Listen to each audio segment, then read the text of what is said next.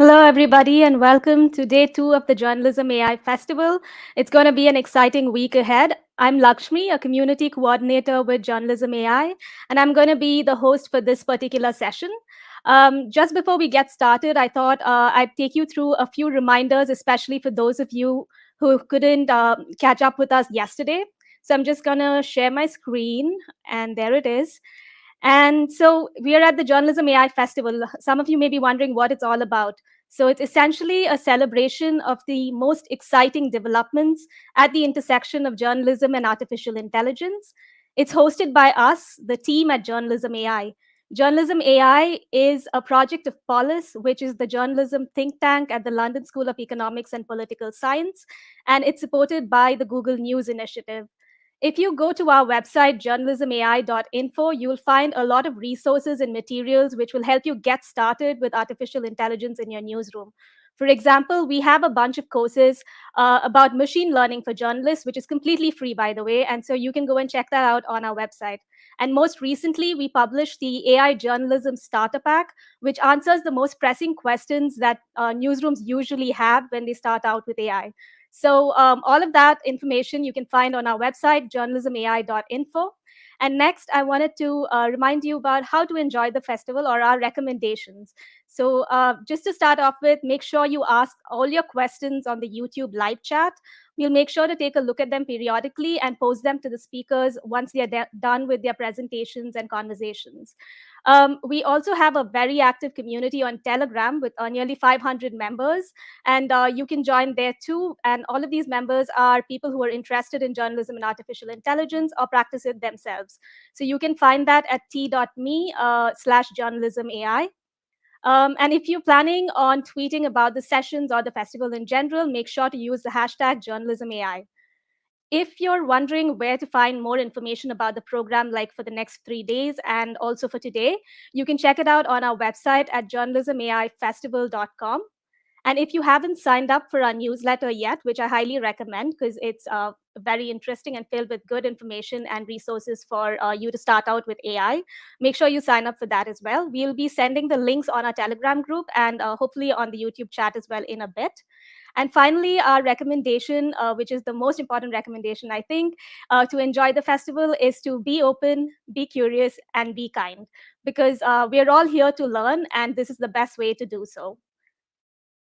Before we move on to the actual main event for this particular hour, I want to also remind you that at 12:15, we have another session called AI Journalism Research Showcase, where researchers from different parts of the world and different universities will be sharing their work. So you can hear about how Chinese newsrooms are using artificial intelligence. You can learn about the importance of metadata for news organizations and whether it's possible to build a tool to recognize disinformation online. And now I move to the main event of the hour, which is with the journalists from Sky News, Carmen Aguilar García and Przemyslaw Pluta. I welcome you both to the stage or the virtual stage here. And they'll be sharing with us the story behind how they automated part of the process of the COVID-19 story in their newsroom and how it impacted their news organization. And with that, I hand it over to Carmen and Przemyslaw. Thank you, and thank you for the invitation to show our work. I don't know if we can have the slides. Yeah, there we have.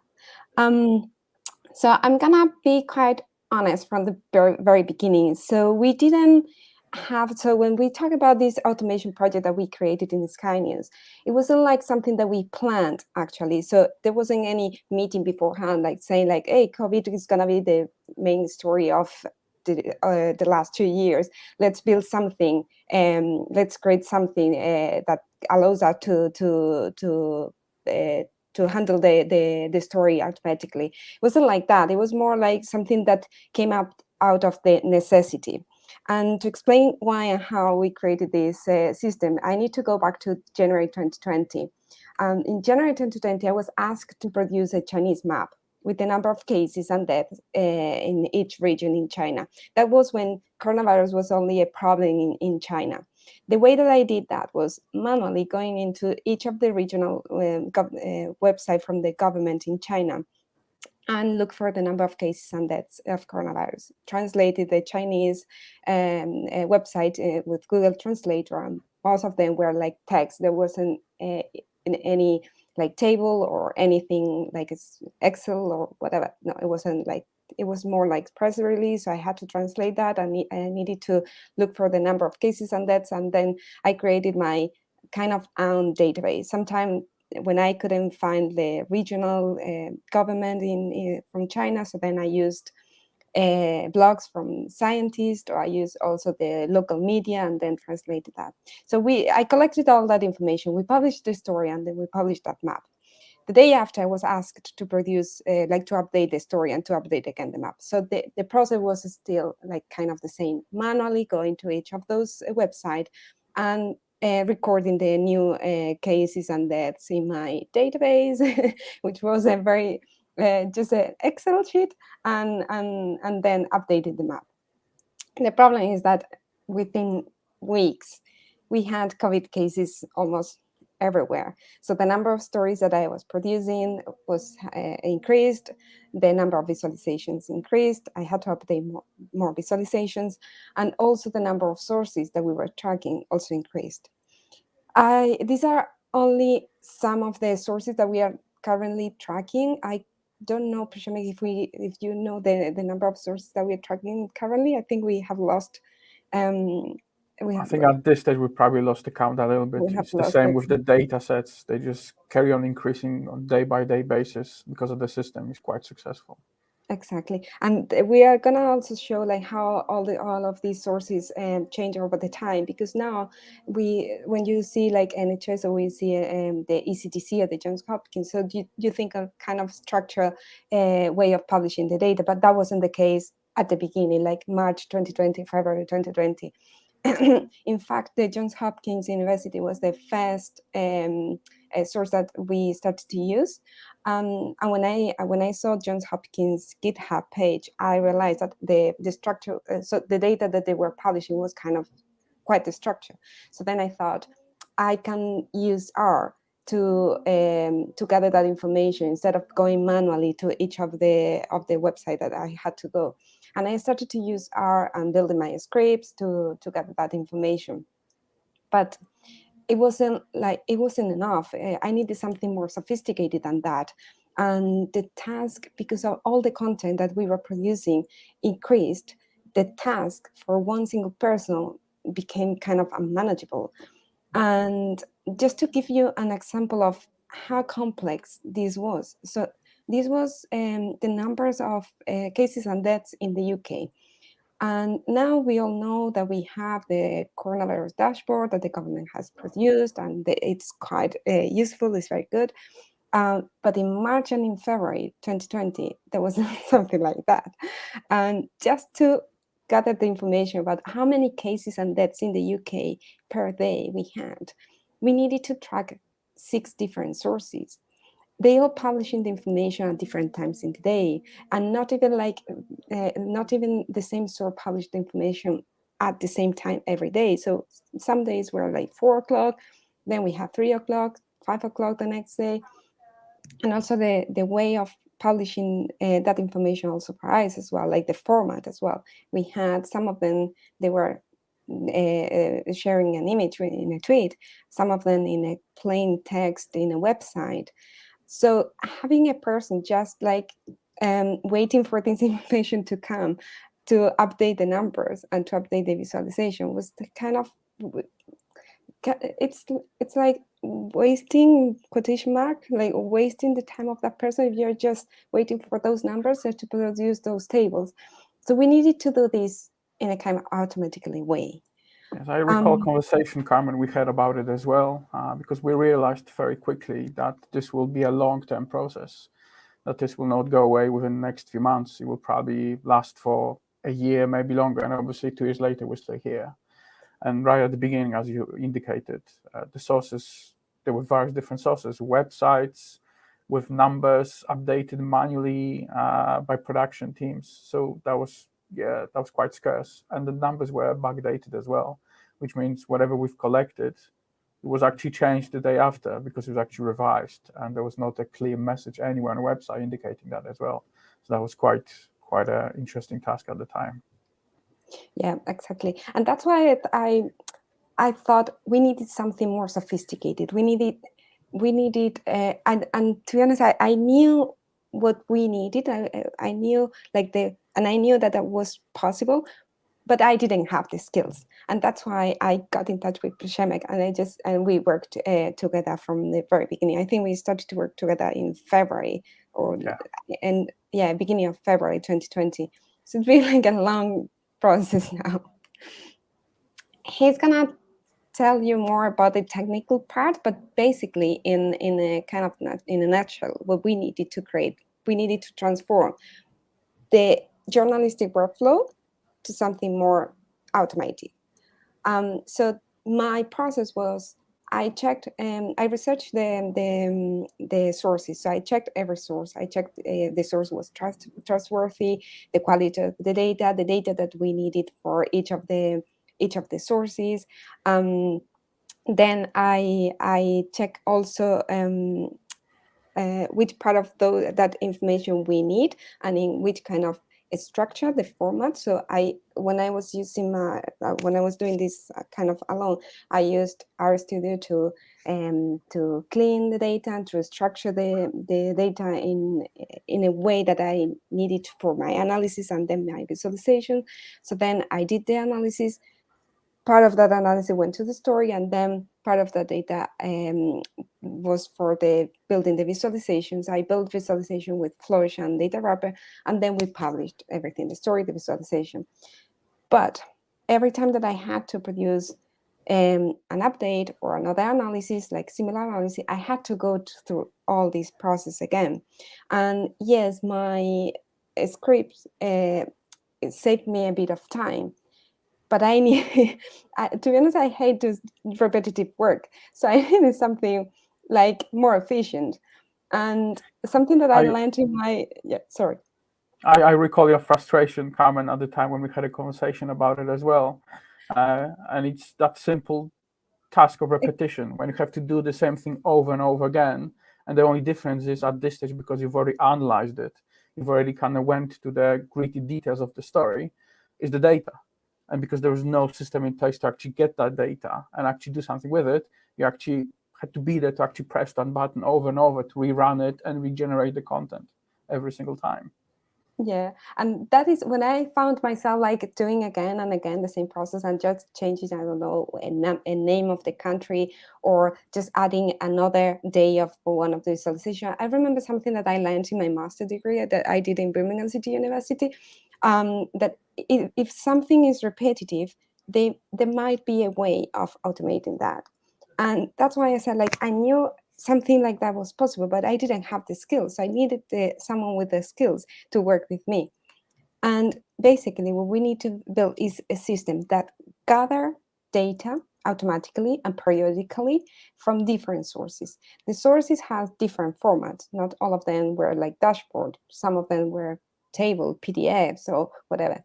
It needs to be also, and the data needs to be in our system as soon as the data is published, because Sky News is a breaking news company. So if we have the number 10, we cannot wait until 5 to publish that number. So as soon as we have the information, we need to integrate that information and be able to work with that number. That system needs to clean. And honestly, cleaning data, when I was doing this by myself, I spent like an awful amount of time like cleaning all the information, handling missing data. And then after cleaning the data, transforming the data and fixing errors, and putting in a kind of structure that we want, adding new elements. Like, for instance, Johns Hopkins University gave you the absolute number of cases and deaths per country, but to be able to compare, we need to transform that absolute number to a rate. So then you need the populations for each country. We need the ISO codes as well. So it wasn't just like gathering that information and then publishing. There was also a kind of process behind that. And then we needed I think what was surprising for us, Carmen, as far as I recall as well, was how many different data sources there were, but there were no standard that they were following. There were all sorts of different spreadsheets, all sorts of different names, the data that in some cases were missing that you kind of have to clean up and you have to kind of filter through. And there was additional metadata that is very important for reporting, because you want to actually build that story and actually present it in a different light, was missing. And that was, I think, one of the most painful tasks that Carmen had to do, and we kind of automated in a way, because on a daily basis, if all you have to do and spend most of your time just cleaning the data, it's very painful. Yeah, and especially at the beginning when everyone was publishing the information as soon as they got, or as they got, and then we needed to build a kind of standard system for that, because again, now after 2 years, everyone has improved, but at the beginning, and we couldn't wait until they find their way of publishing that information. We needed to work with the information that we had. So that part of cleaning and transforming was, as Przemyslaw said, was kind of a nightmare sometimes. And then we stored all that information in an in-house database. I think it's a Google Cloud platform. So currently, and that was probably one of the things that we consciously decided to do from day one, based on the conversation we had with you and with the different team members as well, was to have that data available to everybody, to have feeds available, and to be able to kind of store it in a way when, if we have to add additional content to it, it's easy.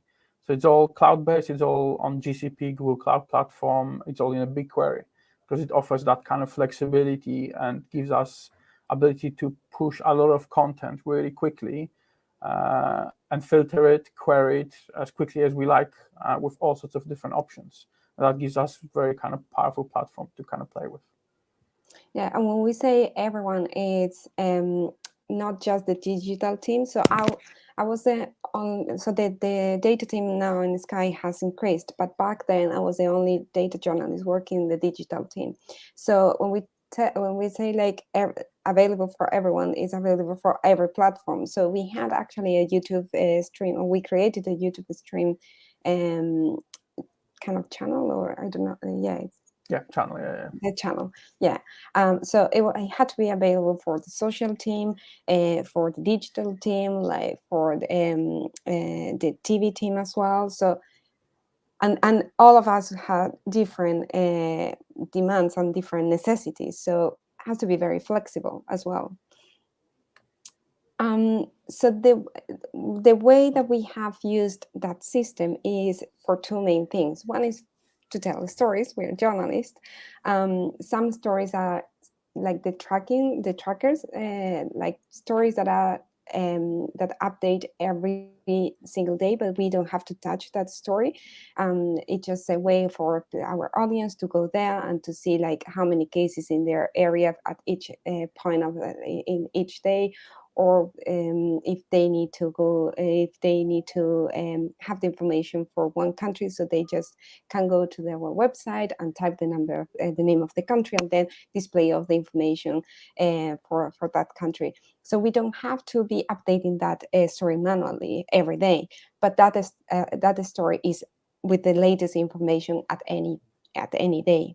The other type of stories are stories that are one-off stories, like kind of an analysis for one day or for a week analysis or something like that. But it's like the picture of COVID at one point, and it doesn't need to be updated later. So it's just as it is.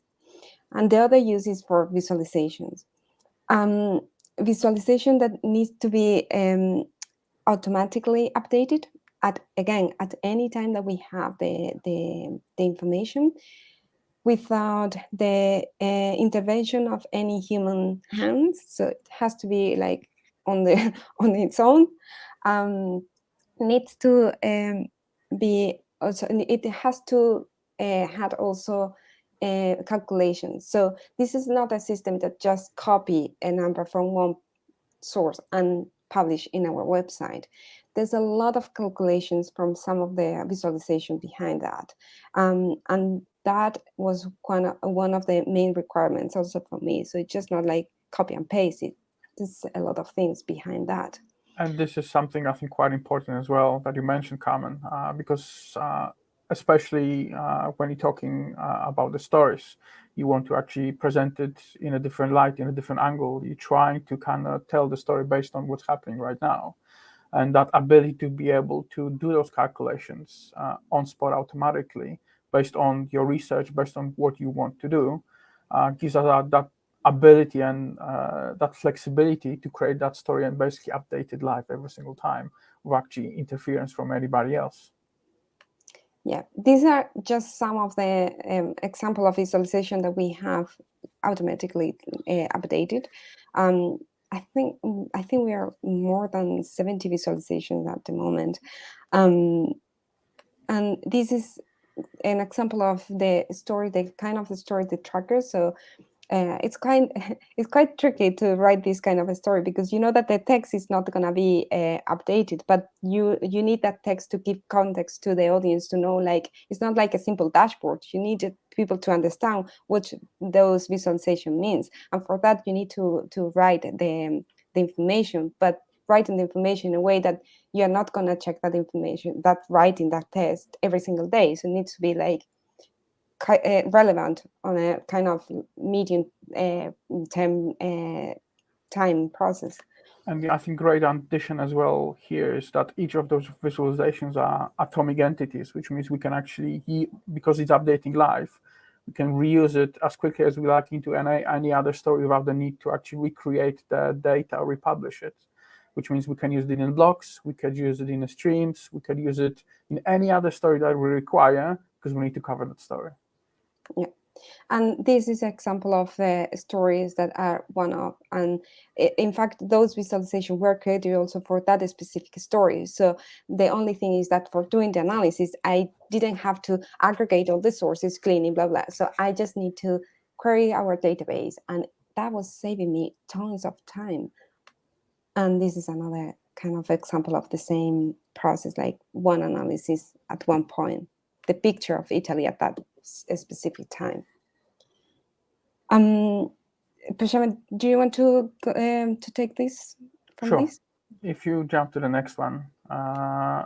So we had a conversation with Carmen about what we are trying to achieve here. We knew it's a long-term project, so we're going to have to do it in a way when longevity of the project can last for basically years. And the whole point was to ease the life of the journalists. So it's going to be a fully automated and quick process. We can gather the data quickly, and we can generate the content that could be used on many different platforms. So the core components of that automation process were data. So we need to make sure that we know where the data is coming from, the source of the data, how it's supposed to be altered, sanitized, cleaned up, etc. We make conscious decision about going fully serverless. So entire setup, entire infrastructure is serverless, which means we don't have to manage it. We just kind of use the core elements that we require to build the workflows. And then that was something that came about based on what we did previously for one of the elections. We utilized Flourish Live API in one of the visualizations to be able to show the latest results basically from elections, and it was very successful. So what we decided as a part of this project is to basically carry on with that flow and use Flourish and Flourish Live API to be able to build visualizations which update themselves, which means once you open them up on the screen, in a stream, in a blog, it updates with the latest data, and you can just leave it there and just carry on updating. You have always the latest content, which means if you need to put something on a big dashboard, you just use that visualization, pop it on the screen, and it's live. So if we go and look at the initial data sources that were available at the beginning of the COVID pandemic, the data was not very detailed. So we had few numbers here and there. They were changed every single day. They were manually updated, and we've realized that very quickly because we could see that different words are being used on a daily basis. They're not following the same format every single day. And sometimes, which we found quite interesting, some websites were using actually words instead of numbers. So instead of writing the actual number 56, it was actually word, which was quite surprising for us. Afterwards, obviously, there were some tables that were popping up from time to time. But again, all that data was actually reporting the current daily state. And because we're able to actually start gathering that data on a daily basis, we could actually start producing the series because we actually do have that data. We collect it on a daily basis, which means we can actually provide more data, visualize it in a better way. So if you jump to the next one, Carmen. So this is one of the simplified versions of our workflows that we started with. If you recall one of the previous slides that Carmen showed regarding her workflow, a lot of the data that was aggregated at the time were local, which means it was local to the journalist. It was probably on the laptop, it was probably somewhere in a drive that was shared with another user, but that data was not readily available. So if you wanted to kind of present a different content or quickly access it, it wasn't there for you. So we made the decision to ensure that the data is stored in a database, which means at any given point, we can make a query, we can get a content. Initially as well, code was local. And once we've moved with this project, now all the code is actually sitting in a single place on GitHub, which means everybody who's interested can actually look at the code that Carmen did, that I did, and anybody else did, because they can go and actually build on top of that story. And the entire workflow is fully automated. And because it's a system that just runs on its own, it just fires a cloud scheduler. And at that time, we can specify how often it's supposed to start. And it checks if the source is live, if there's an update. What we realized as well very quickly, and that was probably, well, after maybe second month, is that a lot of the data that we originally collected changed. So it was actually revised. It was actually backdated. So we updated our system in a way where it was actually going back and actually comparing the numbers and updating those numbers, which means we always had the current date and data, and all the historical data was actually updated as well. If you jump to the next one, Carmen. So obviously after the websites, everybody had more time, and obviously all the development teams across the different departments had more time to build dashboards. And obviously you could see there was lots of different dashboards. John Hopkins probably created one of the first ones with a lot of the content in there, but then everybody else followed. At the moment in 2021, you have lots of really useful dashboards presenting lots of data. But at the time, the biggest issue for us was there was no easy way to get the data from them. A lot of the times, even if the data was provided, the data was raw, and all the calculations were actually embedded in the dashboard itself. And those calculations weren't actually provided for us. In some cases, we couldn't even export content from a dashboard because there was no way. I recall a conversation with Carmen when we spent a lot of time sending emails to lots of different departments saying, can you please just give us a way to just download that data? It's great, it's in a dashboard, but if we want to tell a story about it, we need to get access to it and be able to actually use it. And it took a really long time to actually be able to do it. But what this points out to is we need to be able to change. So the workflows and the applications and the services we've built, we need to be able to expand and contract at will. And because it's a fully serverless setup, full serverless infrastructure, we can just change the deployment, change the configuration, add more options to it. So the simple difference is between collecting few numbers, collecting hundreds of thousands of numbers because of the amount of data you have to do, which means you have to change. In some cases, because there was no way to export data from a dashboard, we used AutoML and Vision AI to actually get a screen grab of the dashboard, slice it into different parts, throw it into the Vision AI to actually get the numbers and the labels and the text from the dashboard, get it back into the system, recombine it, and then push it into the database. So we had to go to that kind of extremes when we actually had to use machine learning and AI to figure out the state of the dashboard with the AutoML, and then slice it and dice it so we can actually get detect the different types of the data that was in the dashboard. But that was a very good learning curve for, I think, everybody, and I think ultimately it was great for journalists because the data was there. That was one of the examples I recall that Carmen and at the moment as well, teams struggled a lot of the times. So simple things like tables in PDFs or tables attached to released documents. As great as they are, what we found out a lot of the times is it was just an image. So it's great that somebody else actually created that spreadsheet somewhere. They actually hold of that spreadsheet, But they, instead of actually attaching even the formatted table into the PDF, unfortunately, it was just an image, and really poor quality image.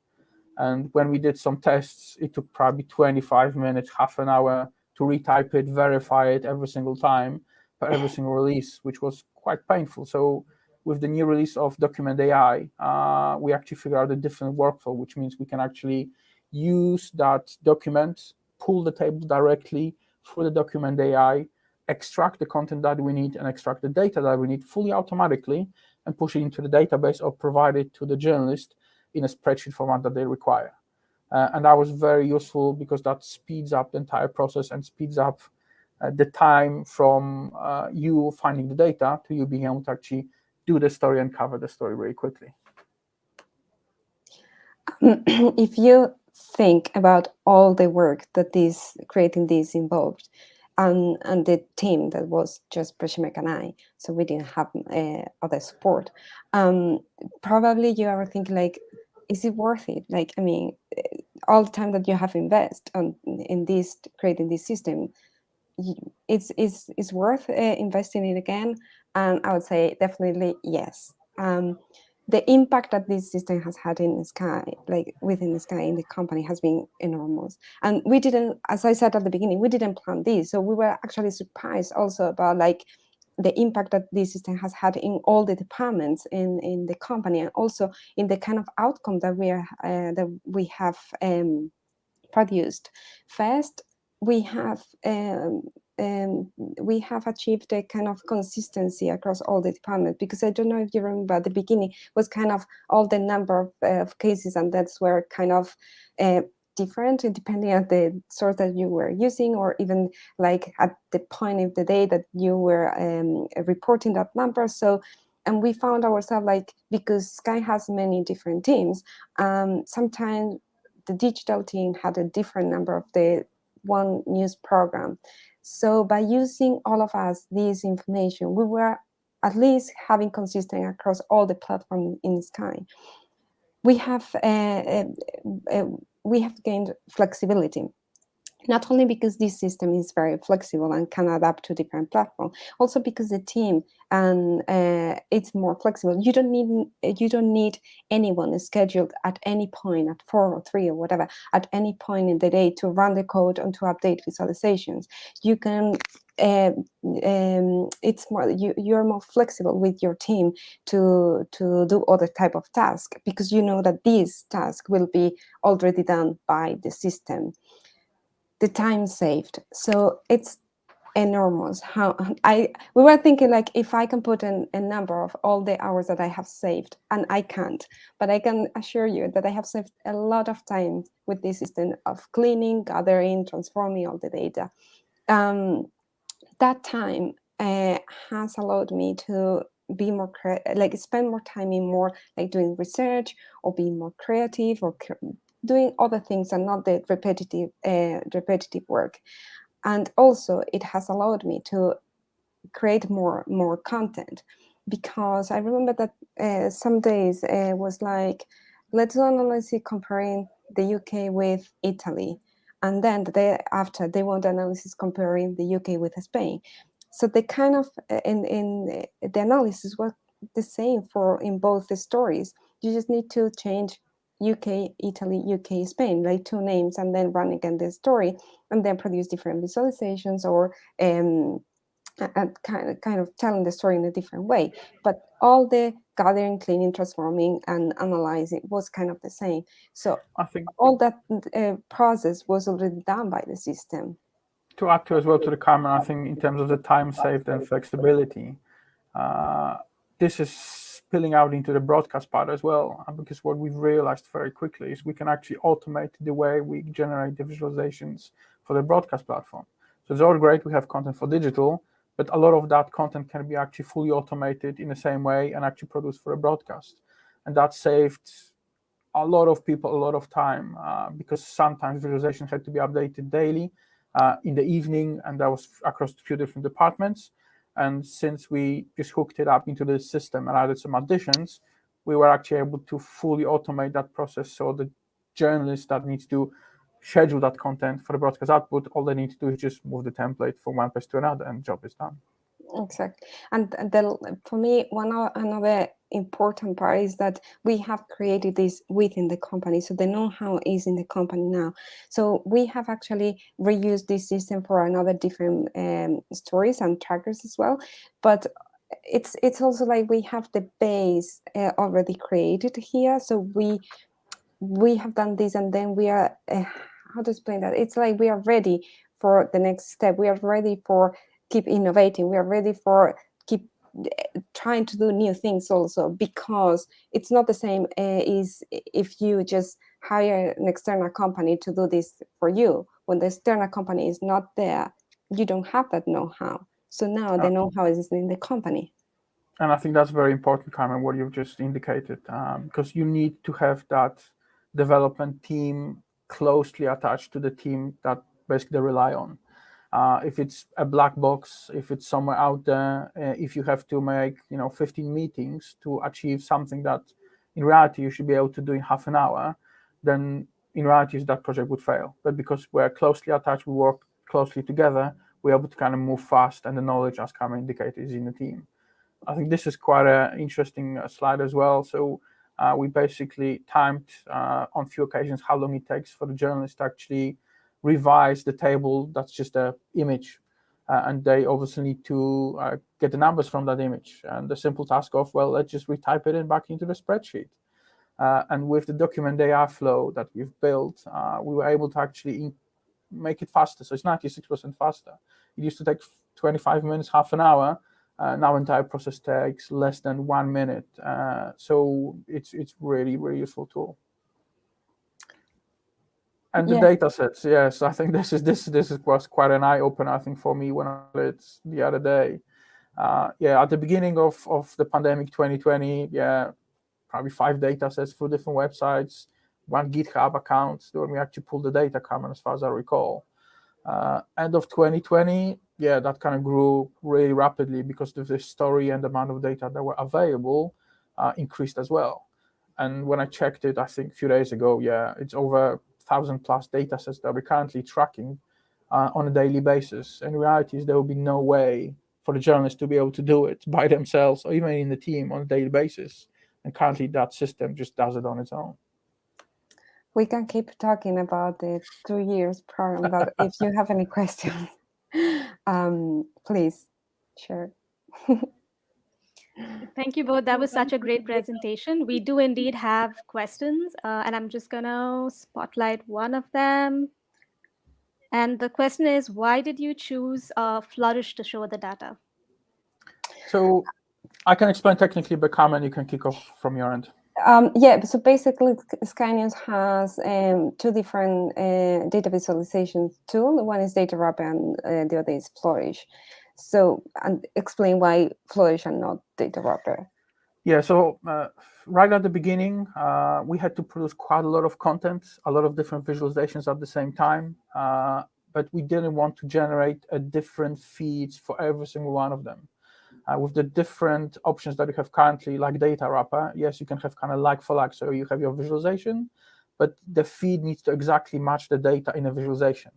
You can do the same with the Flourish, but with the live API, it could be just a feed, which means we can have one general feed that is used by multiple different visualizations, and they will calculate and update based on that particular visualization needs to do, which means for us, technically, it's a massive amount of saved time. We don't have to manage multiple feeds because it's just one, and we can cater to multiple visualization at the same time. Plus, it gives us flexibility to be able to actually change the template. And we can do it ourselves. If we want to build or add something on top of the existing template, like we want to search by the postcode based on the data that we have available, we can just build that and add that to the existing Flourish visualization and deploy it as our own template, brand new, and it will do something completely different. So it gives us that extra level of flexibility.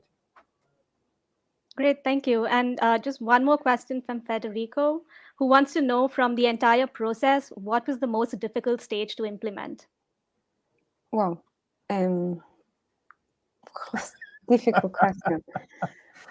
I think it was more at the beginning when we were like having these sources that they didn't share the data in a kind of structured way. So it was more like text, PDFs, and then they were not even like being very consistent the way that they were sharing the information. So then we had to readapt our system like every single week sometimes. Or when they didn't share, like for instance, codes like ISO codes or even the ONS code or the NHS code, and then you have to handle that with matching names, which is kind of difficult. I don't know what you think, Przemyslaw. I think for me, as far as I recall, time constraints, because at the same time when we were building up new system from scratch based on the requirements that we established, obviously that wasn't the only thing that we're doing. There were actually other things that we were working on at the same time. So you're building that massive thing on the side, plus actually reporting for the daily and actually learning as we go. But I think, on purpose, we kind of build it in a quite loosely way, and we expected it to fail in places because then we were able to fix it. And as Carmen said, because we've seen so many changes from providers of the data, different formats. Somebody typed in, names differently. Somebody changed the headers in the spreadsheet just because. And because our system were able to detect it or crash, we're able to basically release the fix basically within the next few minutes, and it's off you go. You don't have to go back and try to rethink it because the system is already doing it. And COVID is a story where we didn't have time. So it was, which leads me to the next question, which is from our own Charlie Beckett, which is, where do you think this might go in the future?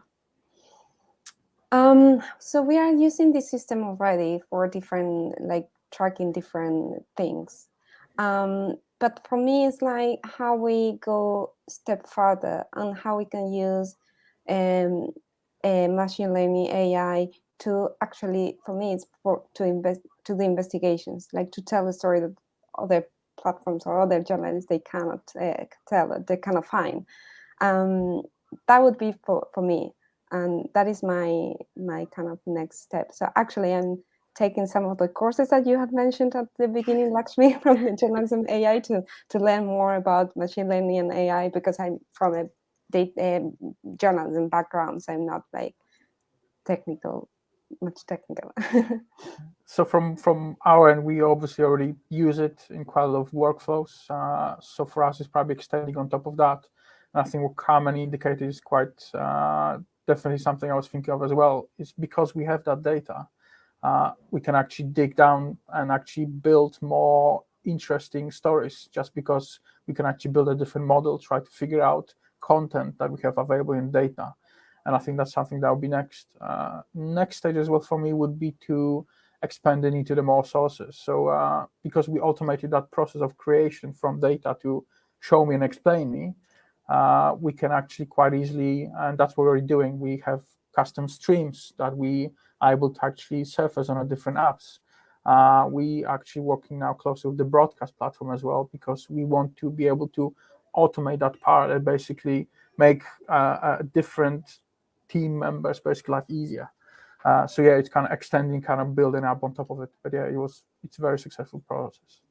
That's probably something we'd want to hear about next year's festival too. Thank you both so much. We're at the end of the hour, I think, almost. So I'm just going to quickly wrap up the session for today. Thank you both again for joining us and sharing all your great work with us. Thank you. So we are at the end of the session for today. I'm sorry, for the hour, not for today. We have 3 more sessions, so don't go anywhere. Up next is the AI Journalism Research Showcase, which is going to take place at 12:15 p.m. It will feature you learn about how Chinese newsrooms are using artificial intelligence, whether you can build an online tool for detecting disinformation, and the importance of metadata for the use of AI in newsrooms. All of them will be in conversation with Charlie Beckett, so please stay tuned and see you soon.